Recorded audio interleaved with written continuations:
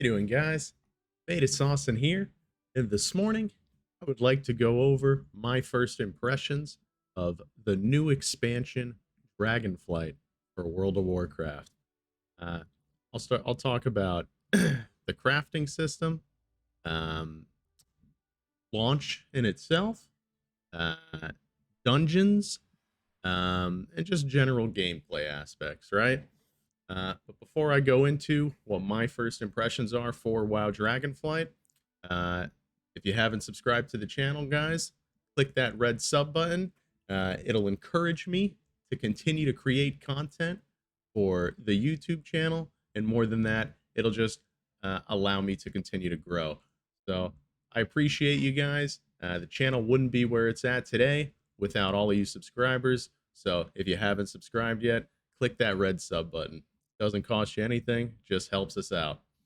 All right, let's get into it, guys. WoW Dragonflight, it released this week. It's global launch week, and I gotta say, it's been a lot of fun. Now, the only issue I really had with launch that I personally took with it, especially in the industry that I'm in, uh, is I don't think it was well thought out for larger servers. So I'm on Area 52, for example, and unless you took off time for work to play this game, which I did not do because I love what I do, uh, you weren't playing the first couple days, right? It was dead in the water, prime time, around eight, it's probably 7 Eastern to, 9 Eastern, 10 Eastern. You couldn't move on this server. You couldn't loot a mob.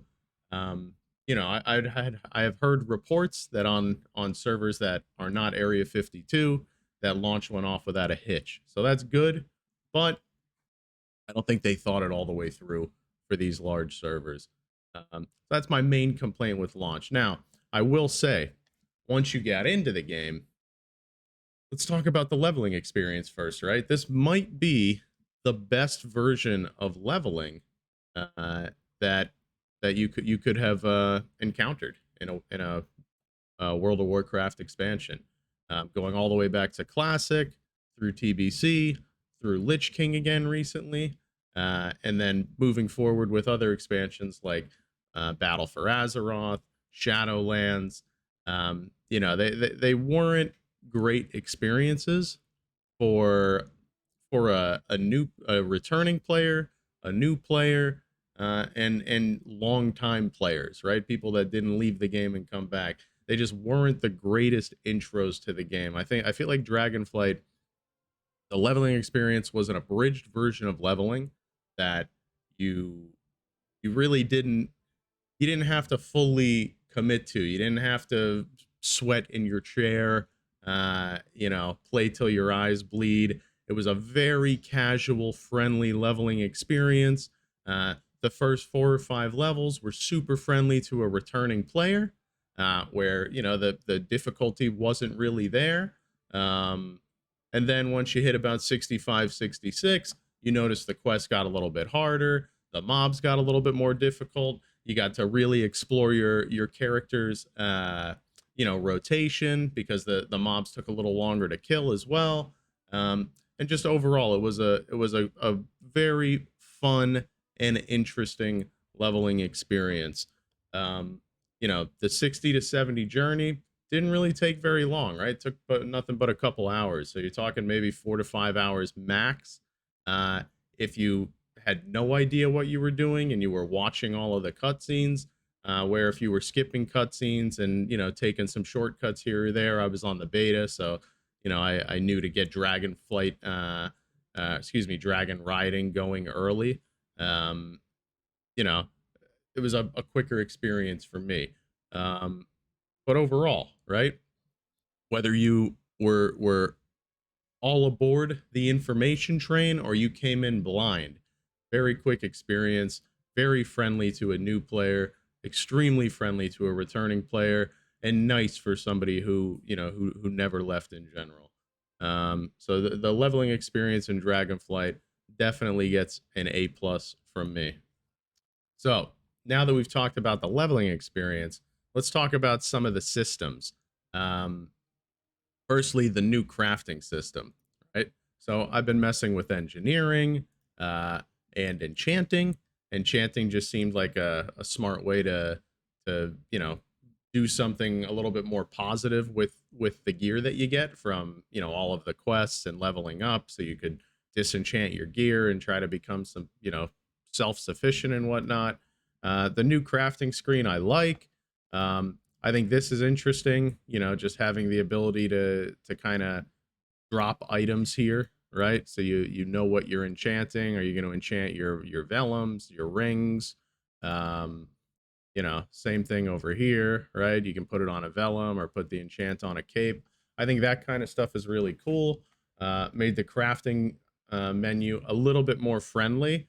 And there's just a larger wealth of information than we've ever had in the past on the crafting screen.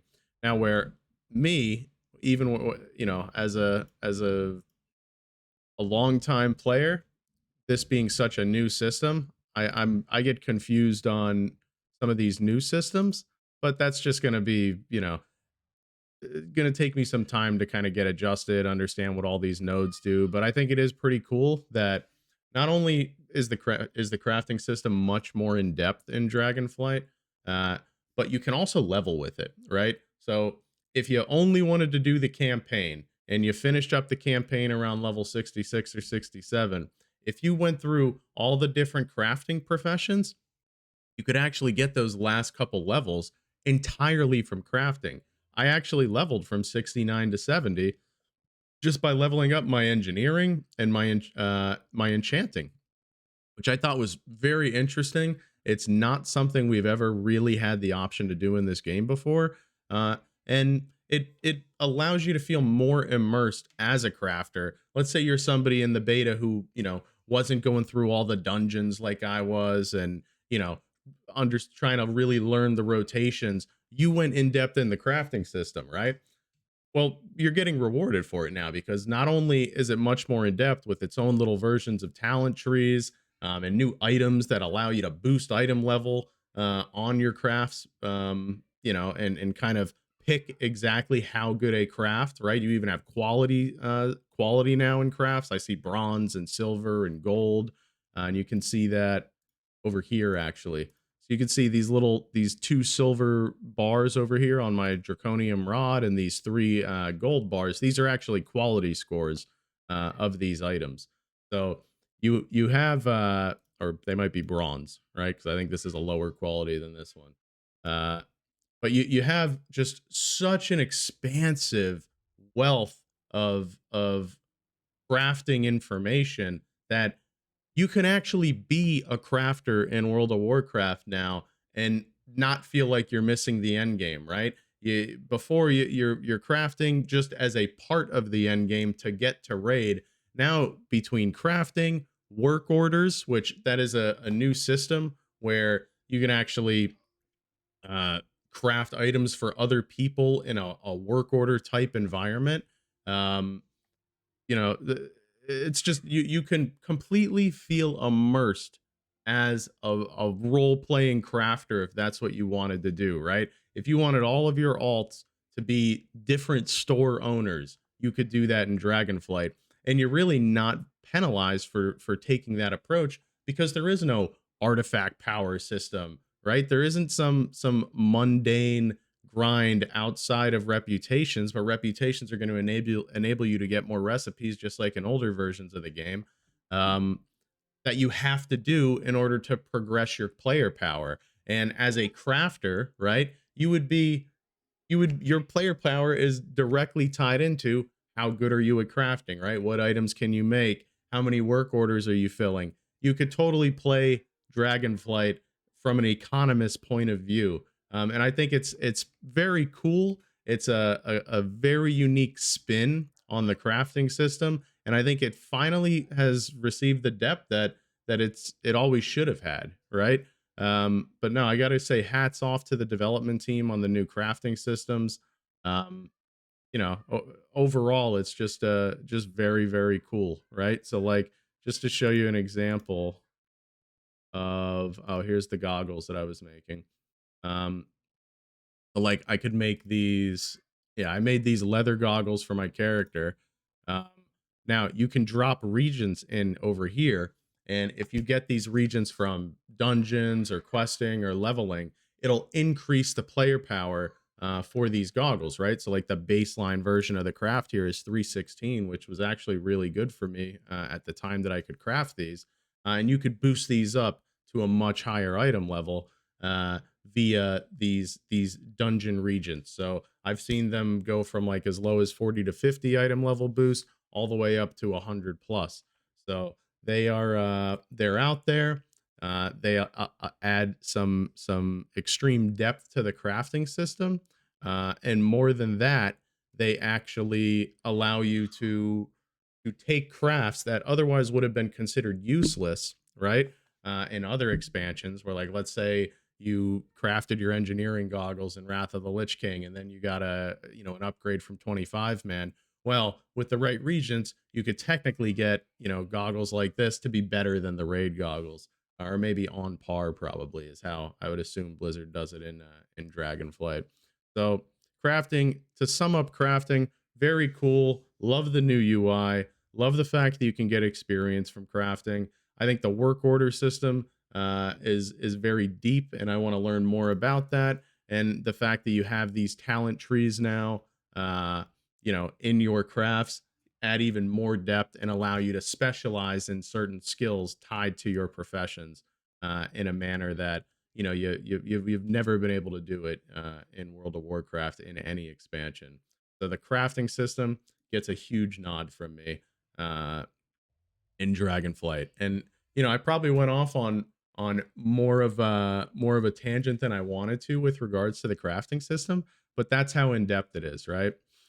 So let's move on from our crafting system and let's talk about just how does dragon riding feel, right? If you've watched some of my other videos, you've seen that I think this is the coolest system that's ever been implemented in the game. Period. The end across every expansion. Uh, it essentially makes flying from point A to point B a completely unique, immersive experience that you've really just never had in the game before. And if you've watched my other add-on video, you'll see how nice max dragon riding is and how fast you can get that max dragon riding. So I mean, I'm at the point now where my dragon riding is completely maxed out. Right, I've gotten every glyph in the game.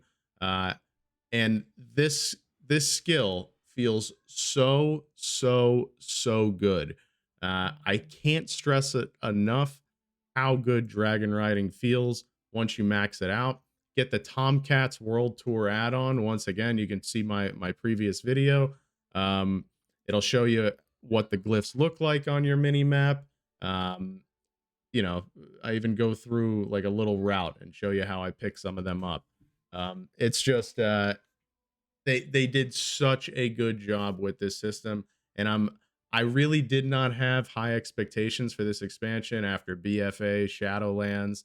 I felt like that was back to back disappointments, and I really didn't think that the team at Activision Blizzard had an ace up their sleeve at this point.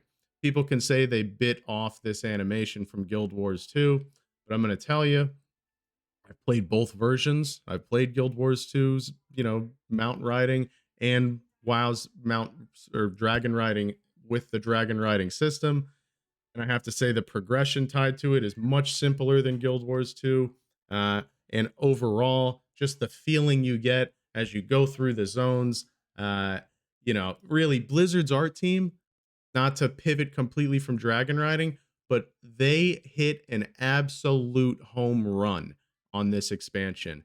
Uh, Between dragon riding and how immersive and how low to the ground you are at oftentimes, right? You're not going 100,000 feet in the air and just pressing auto run and flying from one location to another, going to get your hot pockets out of the microwave or whatever sweaty food you got going on.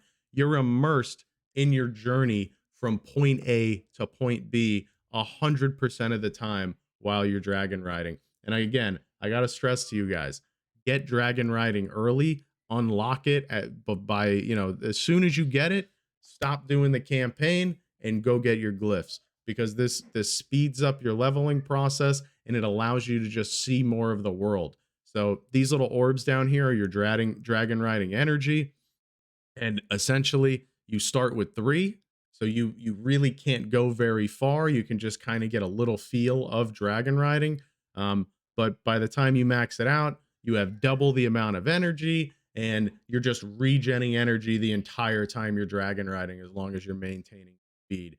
So it turns into this immersive version of flight that I don't think I'd ever want to do without, in this game again, to be honest with you. It's just extremely interactive. I hope that they allow our other dragon mounts, right? Like old school proto drakes, to be able to dragon ride eventually. Because that's how much fun it is. I would love to ride my time lost again, but this guy, he's a little closer to my heart right now, just because of the customizations, which I wish that you could unlock the skin colors a little quicker. I need to look into that. Um, but and more. And let's talk about the customizations, right? So if you go over here in the main city, be right over here, you can actually customize the dragon mount, which is another piece of the puzzle here that I think they hit a home run on. Now you have to unlock this kind of stuff, but like look at how in depth you could go, right? This is probably the raid mount, Vault of the Incarnates raid mount. Um, but like, you can change the skin colors. And at this point, right, like let's say I'm running around, well, for my monk, right? Maybe like a yellow. A yellow kind of fits that Mista Pandaria theme. Uh, you know, this would be super cool. Now, you can change the faces, but you can change everything, right? The tail, like you have different tail options. You can see I have, a few of them unlocked now at this point. You can add fins, you can have a big fish proto drake. Change the face. I need to get this face because that feels like super proto drake to me. You can I actually like the beak too though. I like this like little eagle looking proto drake. There's a ton of different customizations you can do for all 4 mounts. I'm a proto drake guy, so I rock the proto drake. But yeah, I mean, there's just so much you can do between dragon riding, unlocking your customizations for the mounts, um, getting the glyphs, exploring the scenery, checking out what Blizzard's art team has really put together for us here. I mean, they hit a home run. At the end of the day, there's nothing else I can say. So that's my thoughts on dragon riding. My thoughts on the art. It's absolutely beautiful. It's the first time I get a true Legion vibe since Legion. Shadowlands, it was a unique perspective, but I'm glad they retconned out of it entirely, because it wasn't there for me, from an art point of view. It wasn't there for me from a friendly point of view. Imagine going from the Maw, where we couldn't even mount up, to this beautiful expansion with beautiful music and beautiful art, where you can dragon ride. So you're it's more immersive than we've ever been. We're not just auto flying from point A to point B. We're actually, living through the terrain with this new ability. So 100, they get a score 100 from me on dragon riding, the art team, the new scenery, the music team, extremely immersive and beautiful. Um, that's what I think about that. Now, let's get into the dungeons. The dungeons are very fun. I think they're probably more fun for me than other classes, because I'm playing a Windwalker monk. At the same time, though, I think they fell in love with the AoE on the ground stun and the AoE around the mob fear. So you really have to be on your toes as a melee DPS. I think Mythic Plus is going to be very difficult for a melee, but because of how strong classes like Windwalker Monk, Havoc DH, Outlaw Rogue are, if you get very good at those dungeons, uh, you'll be a complete asset in any type of like Mythic Plus and dungeon environment. Difficulty level on the dungeons, I think they hit the nail on the head, right? Heroic is very like very simple for a new player, although the mechanics can be penalizing to you. Um, and mythics are, a mythic zero is can be difficult. I've seen it. uh there's a lot of or party damage that goes out. And there's a lot of mechanics, so the heroic is a great bridge to a new returning player. Mythic is a perfect difficulty level for anybody that's really been in the game. And I'm a 4K Mythic Plus player, 3K, with my eyes closed every season if I want it. Um, you know, eh, even the Mythic Zeros are a little bit difficult for me right now, just because I don't know all the mechanics, even though I was a part of the beta process. So I think they did great from a difficulty level. I would have liked to see a little less, you know, abusive melee mechanics, but I think if they did that, because of how strong melees are right now, melee would just completely run away with the show.